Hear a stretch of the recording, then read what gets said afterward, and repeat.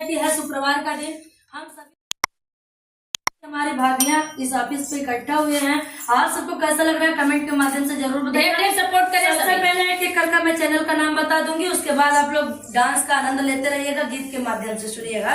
सबसे पहले हम चैनल का नाम बता रहे हैं, जलालपुरिया भौजी। इनके चैनल को आप लोग जरूर सपोर्ट करिएगा, डांस जरूर जाइएगा।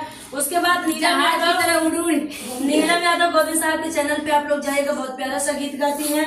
और कुमकुम भट्ट कुमकुम भाभी के चैनल पे जाइएगा। और एक और चैनल है घनश्याम भट्ट आजमगढ़िया चैनल को, जो कि हमारे देवर जी का है। भैया तो हमसे बड़े हैं, बस मैं मस्ती में कहती हूँ देवर जी। तो आप लोग सपोर्ट करिएगा उनके चैनल को। पुष्पा देसी गीत चैनल को सपोर्ट करिएगा। एक और चैनल पुष्पा ऑफिशियल चैनल को सपोर्ट करिएगा। अमितेश यूपी 45 चैनल को सपोर्ट करिएगा। ममता ब्लॉग चैनल को सपोर्ट करिएगा। और रीना यादव लोकगीत चैनल रीना यादव गीत चैनल को सपोर्ट करिएगा। चाची का चैनल है चिराग खाना सबसे पहले चैनल पे जाइएगा। उसके बाद गीत को सुनिएगा, डांस को देखिएगा। लाइक दिले सजनवा हो सखी खन के कननवा,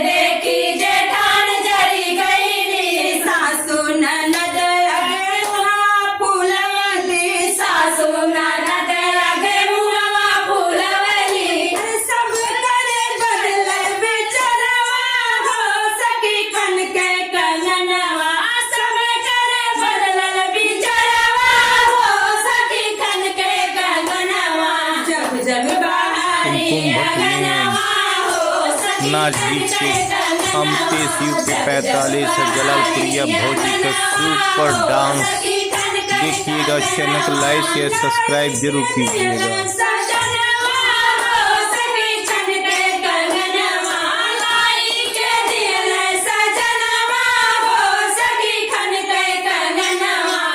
जब